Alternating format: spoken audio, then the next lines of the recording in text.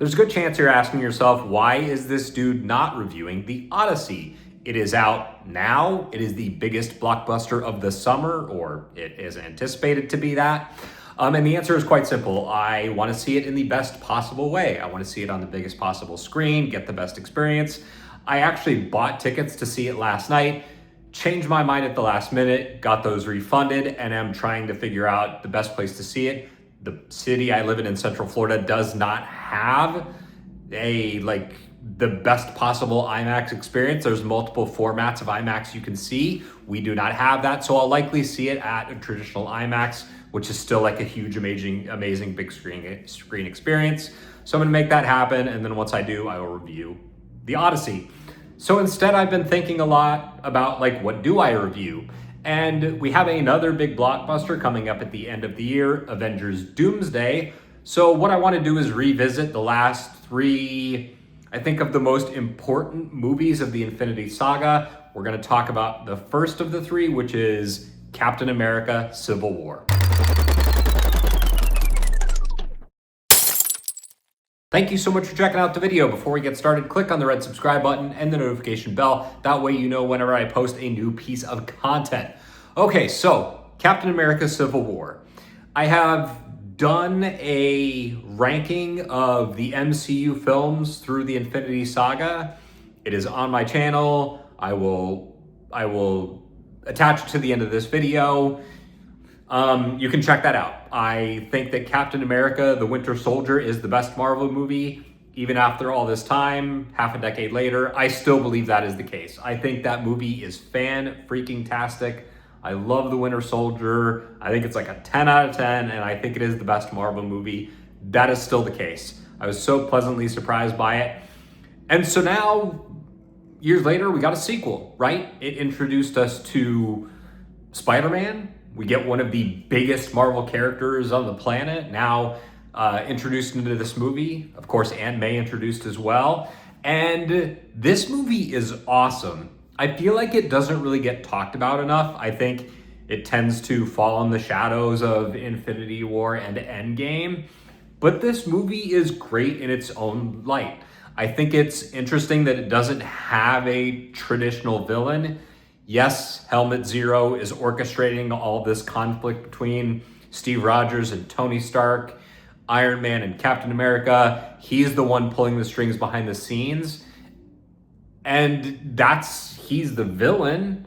But ultimately, the conflict itself is between two characters who have had multiple solo movies, characters that we really, truly love. At this point, Iron Man has had 3 of his own films. Captain America has had 2 of his own, and they're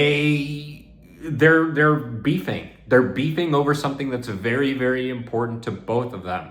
Ultimately, Tony wants to protect the planet from this looming threat that he has visions about and he sees coming to pass.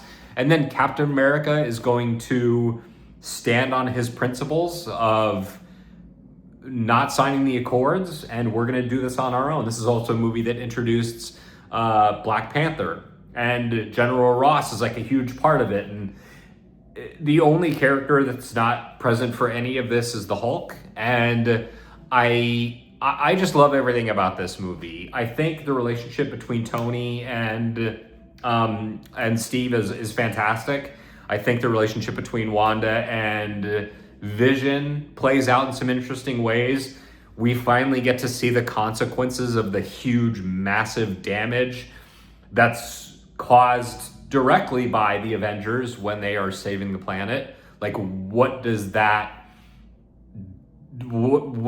secondary destruction cause? What about all of the people who perished as a result of Sokovia being blasted out of the sky?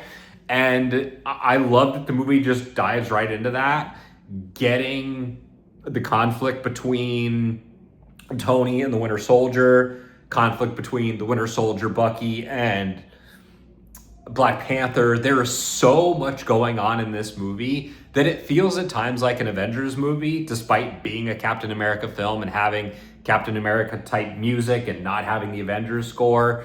I think this movie is so good.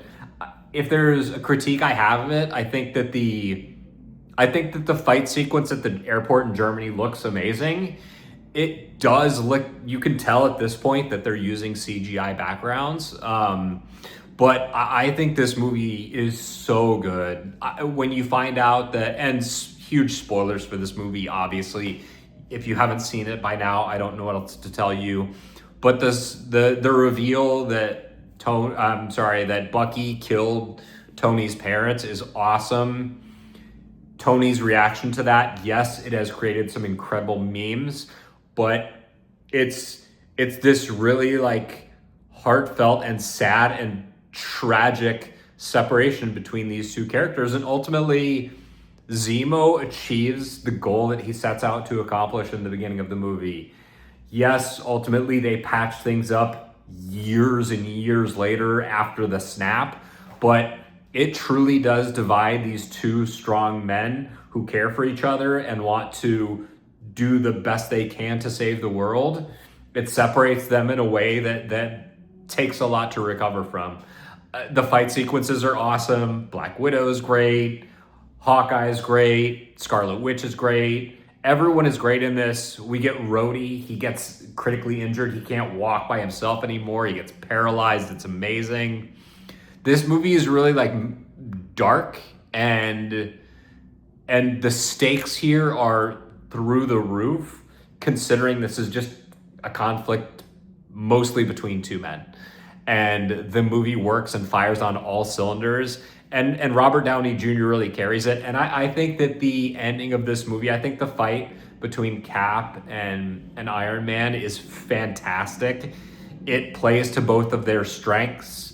Steve in his hand-to-hand, Tony in his gadgets in his suit, all fighting over this friendship that means everything to Steve Rogers. So I think this movie's great, super underrated, super underhyped, and obviously it made a ton of money at the box office and had its critical reception, but I think it has just aged extremely well. The fight at the end between those guys is amazing. It's one of the best moments in the entire MCU, and they really crushed it. Obviously, Tom Holland makes a really good Peter Parker and a great Spider-Man. I think they had just the right amount of him here. I think it would have been easy to put him, like throw too much of him into the movie. I think having a decent chunk of action with him and really introducing all the best elements of the character in terms of the humor and the fighting style and the pure strength that he does have. He is one of the most powerful characters in all of comic books.